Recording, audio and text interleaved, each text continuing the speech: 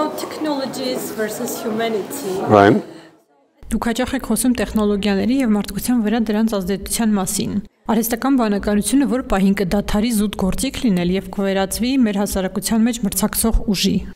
Yes, I think. Խնդիրն առաջանում է, երբ գործիքն ավելի ու ավելի խելացի է դառնում։ Մենք նրան ենք թողնում խնդիրների լուծումը, օրինակ հանդիպումների ծրագրման կամ գործերի կազմակերպման առաջադրանքներ ենք տալիս։ Եթե արհեստական բանականությունն էլ ավելի խելացի է դառնում, այն ի վիճակի է ինքնուրույն որոշելու, ով պետք է լինի հանդիպմանը կամ կազմելու դրա ամփոփումը։ Ինչ որ պահի արհեստական բանականությունը կարող է նույնիսկ հանդիպումներ անցկացնել մեր փոխարեն, քանի որ տեղյակ է ինչ ենք ասելու։ Դա աստիճանական գործընթաց է, սկզբում վերահսկում ենք իրավիճակը լիովին, հետո միայն մասնակի, այնուհետև արհեստական բանականությունը սկսում է մեր փոխարեն որոշումներ ընդունել։ Դա թույլ չտալու համար պետք է հստակ սահման գծենք եւ ասենք, սա ինքներս ենք անում, իսկ այս մեկը չենք ուզում անել։ Օրինակ, չենք ցանկանում, որ արհեստական բանականությունն անի բաներ, որոնց համար նախկինում ինքներս էինք պատասխանատու։ Դա բարդ խնդիր է, քանի որ մարդկանց բնորոշ է ծուլանալը։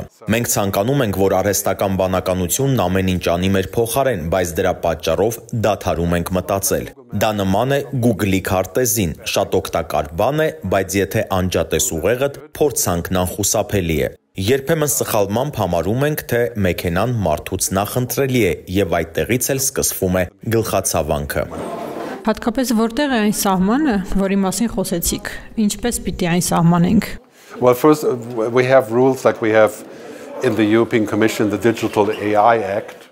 Նախ անհրաժեշտ է կանոններ սահմանել։ Օրինակ, Եվրամիությունում արհեստական բանականության մասին օրենք կա, որը սահմանափակում է 4-րդ մակարդակի ինքնավար համակարգերը։ Կան բաներ, որոնք արհեստական բանականությունը չպետք է անի, եւ որոնց համար պետք է պատասխանատվություն ստանձնեն միայն մարդիկ։ Օրինակ, արհեստական բանականությանը թույլ չենք տալիս կառավարել ավիաթռիչքները կամ ֆոնդային բորսան։ Արհեստական բանականությանը չպետք է թույլ տրվի որոշումներ ընդունել ռազմական իրավիճակներում, օրինակ, անօդաչու թռչող սարքեր արձակել առանց մարդու վերահսկողության։ Նման օրենքներ պետք է լինեն, իսկ խախտումների համար պետք է պատժամիջոցներ կիրառվեն։ Մեկ այլ մտահղացում պետք է հարկեր սահմանել մարդկանց արհեստական բանականության փոխարինող ընկերությունների նկատմամբ։ Գանձվող գումարները կարող են ուղղվել աշխատողների վերապատրաստմանը, որպեսզի մարդիկ ի վիճակի լինեն նոր աշխատանք գտնել։ Հակառակ դեպքում բիզնեսն ամեն ինչ անխտիր կավտոմատացնի, իսկ աշխատատեղերը պարզապես կվերանան։ Ըստ ձեզ, արժե արհեստական բանականությանը վստահել, որ որոշումներ ընդունի առողջապահության, ֆինանսների կամ կառավարման ոլորտներում։ Well, the difference between a tool and a person. Գործիքի եւ մարդու միջև տարբերություն կա։ Գործիքը կարող է օրինակ սկանավորել ձեռքը, համեմատել պատկերը միլիոնավոր այլ պատկերների հետ եւ մատնանշել հնարավոր խնդիրը։ Բայց ինչ անել հետո պետք է որոշի հենց բժիշկը։ Եթե արհեստական բանականությունն ինքը բժիշկ լիներ, կարող էր դեղատոմս գրել կամ մարդուն վիրահատության ուղարկել։ Հստակ սահմանագիծ է անհրաժեշտ։ Գործիքը կատարում է իր խնդիրը, իսկ մնացածը մարդկանց գործն է։ Խնդիրները ծագում են կրիտիկական իրավիճակներում, օրինակ վիրահատության ժամանակ, երբ արհեստական բանականությունն ասում է՝ «Արա այս կերպ», հակառակ դեպքում բուժառում կմահանա։ Բժիշկը կարող է իրեն կորցնել պատասխանատվության ծանրությունից։ Դա Google-ի քարտեզ չէ, նման որոշումները կարող են վերահսկողությունից դուրս գալ։ Where it's not like Google Maps, where it's more like,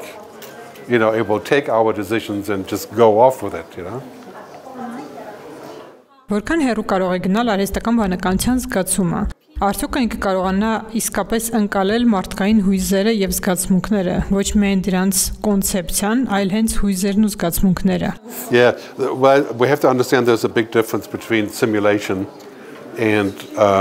reading the emotion. I can see you're angry or happy or tired. That's Զգացմունքներն ընդօրինակելու եւ դրանք իրականում վերապրելու միջև վիթխարի տարբերություն կա։ Մեքենան գուցե նկատի, որ դուք զայրանում եք, ուրախանում կամ հոգնում, բայց այն ի վիճակի չէ այդ ամենը զգալ։ Դա նման է տեսախաղերի, մեքենան կարող է հոգնածություն կամ մահ ձևացնել, բայց չգիտի, թե դա ինչ է։ Մարդկային փորձի մեծ մասն առնչվում է բուն գոյության փաստին, մինչդեռ արհեստական բանականությունը դրանից զուրկ է։ Եվ դա լավ է։ Մենք թերևս կարող ենք երազել, որ արհեստական բանականությունը հասկանա զգացմունքները, բայց ավելի ապահով է, երբ մարդիկ զգում են, իսկ արհեստական բանականությունը միայն հետևում է այդ զգացմունքներին։